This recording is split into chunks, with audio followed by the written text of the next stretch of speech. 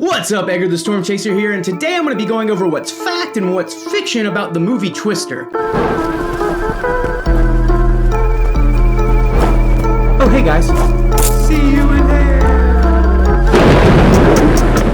So I'm assuming if you're watching this video that you're a fan of Twister or that you've seen the movie before. Twister is a movie that got a ton of people into storm chasing and just being enthusiasts about weather in general. Storm chasers, meteorologists, even just plain old storm junkies really watch this movie over and over, and it's highly revered within that community. And I highly revere it myself as well. So what I wanted to do was go down and break it down chase by chase in the movie and let you all know what's fact and what's fiction about the storm chase. Today we're going to be breaking down the first day of chasing that they did in the movie Twister. And if you guys like it, let me know because I'll do more of these, but I just wanted to do this first chase just to see if it was something you're interested in. If it is, please let me know in the comments. Also, if you're new to reaction type videos, you will see me pause and stop the video often. That's just something that you have to do when you record one of these. And before we get into this video, please make sure that you subscribe to my channel, like this video, and turn on those notifications because I also do live storm chasing. So sometimes you might see me doing videos like this on YouTube, and other times you might see me living out some of the scenes of Twister in real life. So without any further ado, let's get right into this. All right, so we're in present day.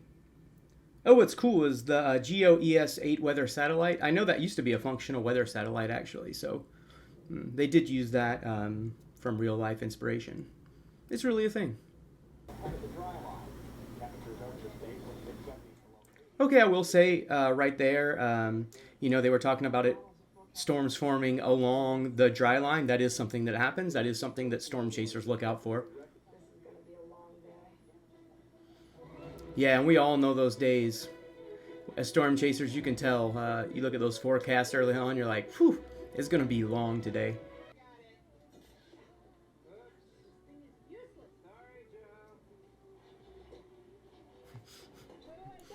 I will say I'm so happy that we do not have to use like Doppler or radar on the top of our vehicles anymore. Nowadays, most everyone either has a laptop or a tablet in their vehicle that's connected to the internet, and that's how we'll get our radar signals. So. Which way do you want it, Joe? Looks like the dry line is stalled. Give me a sector scan west, northwest. Look at mid-levels for rotation and increase the PRF. Okay.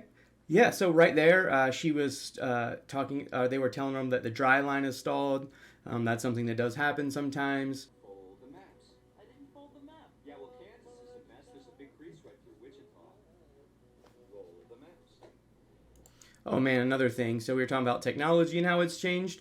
So glad that we don't have to have like maps of every area when we storm chase now.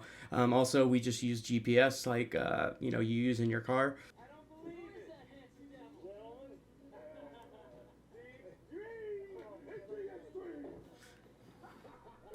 All right, so before we go further here, I do have to say one thing this movie nailed is just the storm chaser aesthetic. Storm chasers tend to be a pretty unique bunch of people. I'm one of those people, so it's not an insult. They are. We're just, some of us tend to be odd ducks, and they did a really good job at kind of capturing that in this movie. There it is, Dorothy. So, yeah, Dorothy, everyone that knows this movie knows that that's the probe that they have that they're going to send off in the movie. What's kind of cool is at the time they were actually mimicking a similar device that they were actually trying to use out in the field in storm chasing. I believe it was called Toto, which, you know, both are from Wizard of Oz, so it makes sense. Forever, but still nobody knows how a tornado works. We have no idea what is going on inside because nobody's ever been able to take scientific measurements from inside the funnel. Still kind of true. We do know a lot about storms and tornadoes specifically now, but there's still a lot that we don't know. If we knew how a tornado really worked, we'd design an advanced warning system. Aren't there already tornado warnings? Yeah, that's what I was just saying a second ago. You know, a lot of people will do research, you know, to better understand tornadoes so that we can have better advanced warning. Well, you got to get in front of the tornado, put it in damage path, and then get out again before it picks you up too.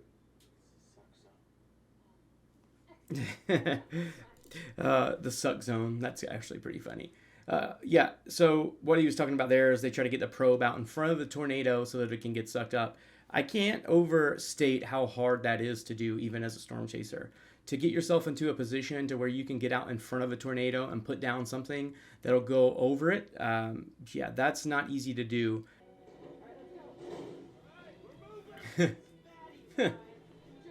Yeah. Dude, Chase is on. Storm mode initiated for them.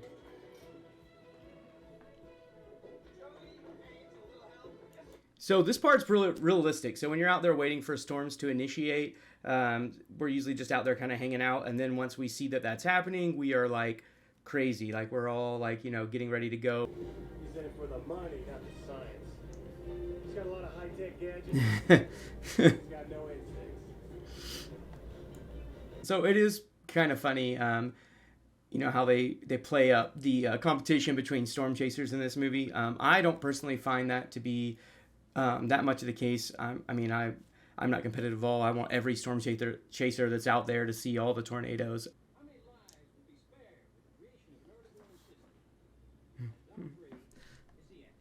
All right, I just gotta make one comment here because this is something that I feel like isn't very realistic. So if you were to see those towers going up and storms were initiating, I get it that he had a flat tire, so he stopped. But all these other storm chasers are just kind of casually hanging out here, talking to the news and doing different things before the storm chase.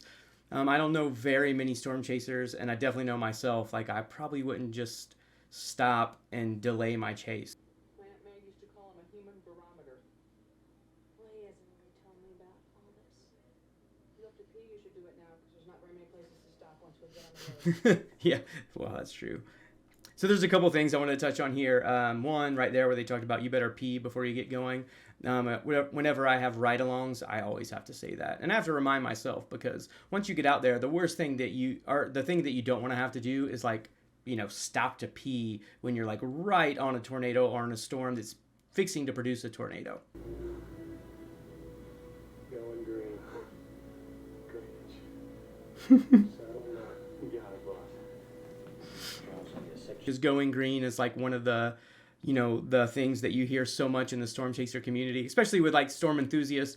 I can't tell you how many times people like type that in my chat. They sometimes in this movie kind of make it seem like whenever the sky turns green, that means there's going to be a tornado. That's not necessarily the case. I mean, this sky is green a lot of the times when there is a tornado, but that's actually green because of the light going through the hail and the rain and the core of the storm, and it kind of makes the sky a little bit green. So you can definitely have green skies and it never produce a tornado. Actually, that happens often. Saddling up.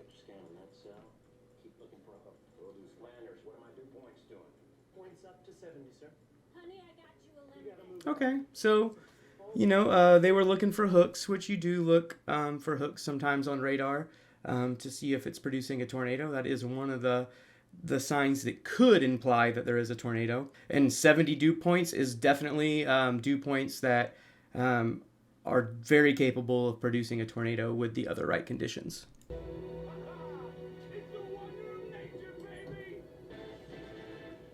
Yeah. I will say that is a little bit like me. I do like to have my music going whenever I'm getting out and storm chasing and initially getting pumped for it. So, very cool.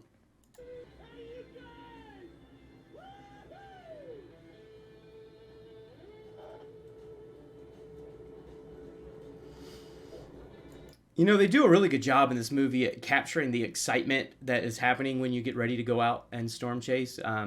You know, not everyone's the same. I'm a little bit more vocal. I do have some woohoos and some yells going out when I storm chase. So I will say they captured that very well. Yeah, looking for modest. Hey. You gotta be spiking about 40,000. That's a good thing. Yeah, Mamatis, my favorite storm cloud. So it was kind of cool that they included them in this movie. That's some crazy driving. I'm not saying that I don't drive crazy sometimes when I'm out storm chasing, but it does happen.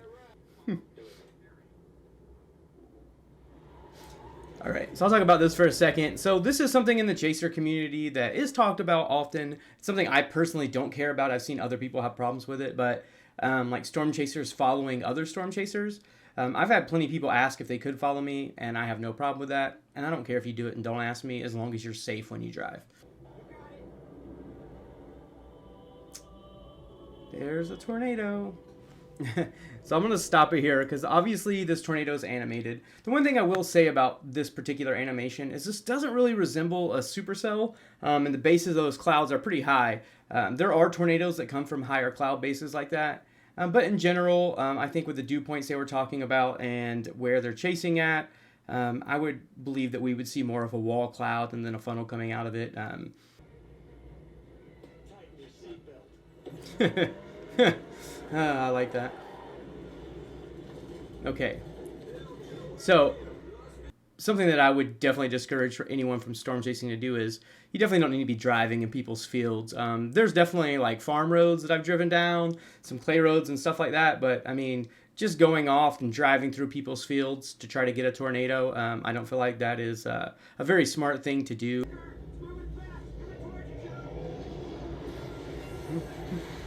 Oh, all right. Okay, so that is realistic. I mean, of the strength and devastation a tornado can do, it definitely could rip apart a barn like that, throw debris everywhere. The one thing I do find interesting in this movie, I don't know if you heard, but a lot of times when they have like the sounds of the tornado, they have roars in there. So I know a lot of people say, oh, well, a tornado sounds like a roar. Well, I do agree it has like a roar rumble, but I'm pretty sure they legitimately used an animal's roar in this movie several times. Ooh. Oh, man.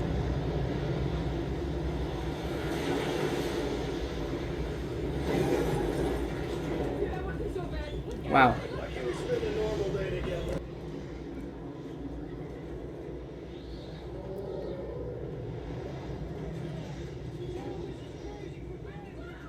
All right, well,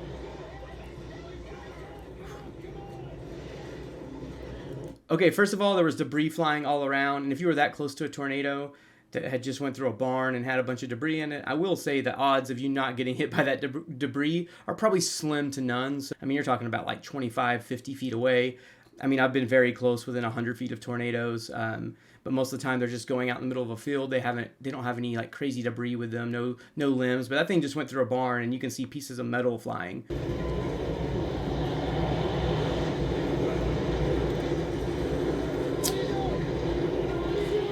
If you're ever in a situation similar to this, I highly would not suggest for you to jump out of your vehicle and go under a bridge. It's generally not ever a good idea to go under a bridge or anything like that whenever there's a tornado, because for a few reasons. One, the bridge could collapse on you, but then also, I mean, you got to think about the way wind works, and it's going to make even more of a wind tunnel. And if you were getting that close or a tornado was to go right over you, it definitely, you wouldn't have anything protecting you, like I said earlier, from that debris. It's intense, though. I will say it's probably not realistic. If a tornado was sucking the boards and the nails out of a bridge like that you were under, I'm pretty sure you would either be like pushed out of it by the wind. I mean, the wind was pushing and pulling that truck around, so I'm not sure why these two people, that weigh, somewhere between 120 and 200 pounds, wouldn't get thrown into the tornado or sucked up. Land of the cows. You do see a lot of cows storm chasing. Very pronounced hook. Checking for you now, sir. Dr. Miller, look at southeast gusts of 40 miles per hour. Okay. 150 in the funnel. Everything they just said there is fine. That's all terminology that storm chasers will use. Okay. The updraft, the angle. It's gonna shift its track. Hmm. Oh yes. So he said, look at the updraft. It's going to shift its angle. It's going to change course. I'm not 100% sure that you could tell about a tornado's in real time it was going to change course by looking at the updraft like that. But hey, maybe Bill Paxton is like a tornado wizard. But in my experience, either I'm not skilled enough to know that yet, or it's not true.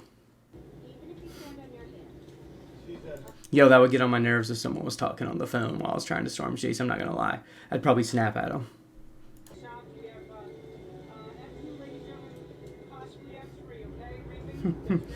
All right, I'm going to stop it here because that definitely is something that's not true. He's out there saying this is an F2 and F3. No storm chasers I know would be saying that out in the field in real time for the most part, because you couldn't tell what the rating was on that storm until it went over an area that did damage, because the Fujita scale is based off of damage more so than wind speed or size. So it has to go over an area to make damage. So like if you don't go over a really well-built house, you don't know how strong that tornado was and what it would have done to a well-built home if it went over it. A good example of that is the El Reno tornado in 2013 that was 2.6 miles wide. Massive tornado, some of the highest winds that's ever been recorded in a tornado, and it was only rated EF3. And that was because it mostly went over rural areas that didn't have a lot of permanent structures, mainly went over fields, very similar to where this storm is currently going over. So I don't think that a storm chaser would be like, oh, this is an EF2, maybe an EF3. You'd just be worried about chasing.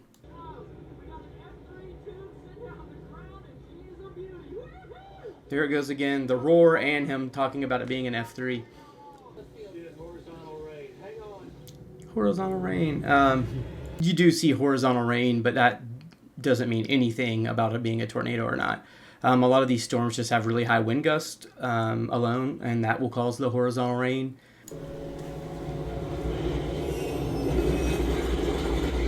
Okay, we got sisters. That thing just split like a mutant. No. Here it comes, the famous line. I actually have a lot of people ask about this because it's another really famous part of the movie. Something that's really tied to the movie Twister is the cow flying out and her saying, "We got cows." I will say it is possible for farm animals and stuff to get picked up and thrown by tornadoes. That actually happens. I don't think seeing one fly that clear in front of you is very realistic, but it is possible that cows could fly there. I totally have a tornado tattooed on the back, and it has a cow on it. And literally, that alone was there to pay homage to this movie, Twister.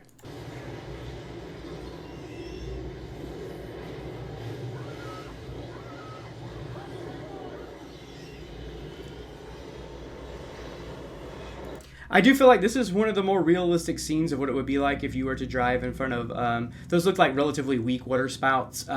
It'd probably spin your truck around like that, wouldn't it just automatically suck it up? If any of you watched in the news recently, back in Texas last week, there was a red truck of a 16-year-old that was driving around, and there's video of it, and he was getting kind of spun around. It did put him on his side for a little while, and then flipped him back over, but very similar to this.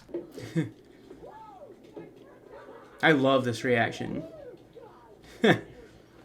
Man, so yeah, that reaction is so honest, and that's kind of what it's like after you do see a tornado. We have made it to Wakita, the most famous small town in Oklahoma because of this movie. Oh, so they're eating. That looks like some good food, though. I'm not gonna lie. In the middle of a storm chase, it'd be nice to have some of that steak and eggs and mashed potatoes, gravy. I'm a fat kid, so One thing that's always bothered me about this part in the movie, like, I really don't feel like there would ever be a situation in the middle of a storm chase. Like, it's still in the middle of the day. I mean, this thing was just popping down tornadoes. So you probably wouldn't have stopped to go eat and to sit down. We got one, F3, again. Yeah, they wouldn't be saying it was an F3 in the real time. Fujita scale, always after the fact. Definitely some 90s music, for sure. I love how excited they get. It makes me really, really happy. If any of you have been along on any of my live chases, I get excited like that. It's good to get pumped, to get your bloods flowing. It's good. Wow. Okay, well, that's relatively realistic in the sense of how crazy it is.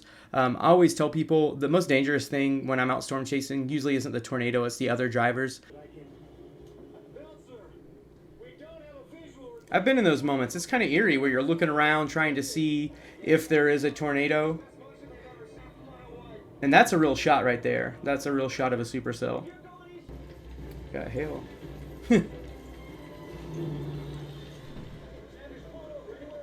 And obviously there is a lot of hail.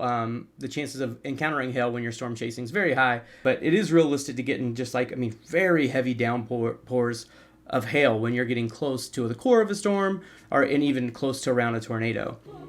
I really feel like they stopped at Sonic and just like were shaking the ice from Sonic out for these shots. But that sounds real. That sounds like, I will say that sounds like hail. I mean, when you're in a car, you won't believe how loud the hail is. I've actually had my ears just ringing afterwards driving through a hail core.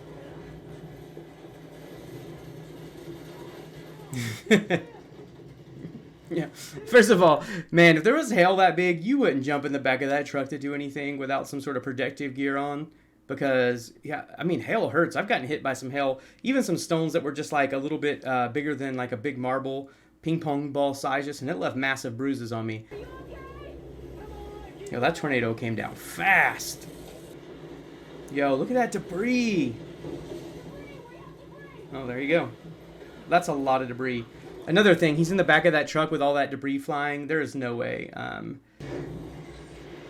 See, all that debris flying. That's a lot of debris, actually.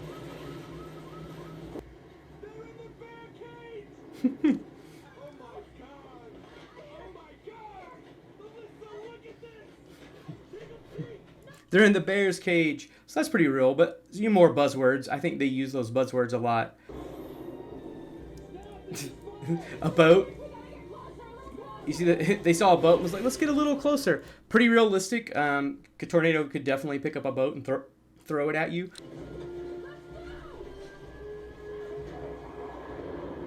Oh, there's it is. There's the tornado. Ooh, an explosion. Yo. I'm not gonna lie, this is a movie and I'm kind of getting like worked up. I'm getting excited like I'm actually out chasing myself. You better run, that thing's coming. Ooh, power lines getting... Wow. It's pretty strong. Power lines being everywhere, also another pretty realistic thing. When you're out chasing, you definitely need to be watching out for live power lines. And not even just the live ones. I was out chasing back in October, and I saw someone that had driven over some power lines after they fell. They weren't live anymore, but they wrapped all up in their axle and made their vehicle completely immobile. And then it's gone again. That was a pretty crazy tornado, I ain't gonna lie. That one to me definitely was the scariest so far. And they're definitely ramping them up in the movie as it goes. Like you can tell, like it started off as a little rope tornado and then worked its way up to where we're at right now. There's that growling. And she said it's a bat building. That's interesting. I don't really know if I've ever heard the term bat building when it comes to an actual tornado. Yeah, we talk about storms, like the supercells back build. So maybe at that given time they were talking about storms back building and they were gaining strength again, but I do find that a little odd that was just thrown in there. Again, it just seems like chaser lingo that was thrown into the... Yo, she's crazy right now. I'd be out of there. Yo, there it is again. Yeah, you got to get the heck out of Dodge in that situation. Last year I was chasing in Colorado and had a situation where a tornado was coming at me, and all of a sudden I realized it was coming at me a lot faster than I initially realized, and I did have to drive about a mile in reverse until I could spin around and get away from it. Yo, she'd be getting left at this point. If I'm trying to get away from a tornado coming at me and you're riding with me and then you just randomly decide you're going to jump out of the car again, you're out. And also, like, this fight out in this particular moment, I do feel like that's a little dramatized. Obviously, it's a movie, and I'm not nitpicking it. I still love this movie, and I think overall it's relatively accurate. But, like, yeah, getting in, like, a fight right in front of a tornado coming. I mean, I'm blessed to be in a pretty good marriage, so I don't think I could ever imagine that, but hey. All right, I want to thank y'all for watching part 1 of my Twister reaction. Fact or fiction. I hope I enlightened some of you about what was real and what was a little bit fake about the movie. Overall, again, I definitely want to emphasize I love this movie, and overall they did a really good job at being pretty realistic, and you do have to add some things for Hollywood, so it is what it is. But once again, please make sure you subscribe to my channel if you have not already. Please like this video as well and turn on that notification bell so you can see me out live storm chasing and maybe get some of these visuals that you're getting from this movie here in Twister. But until next time, I'll see you in Hail.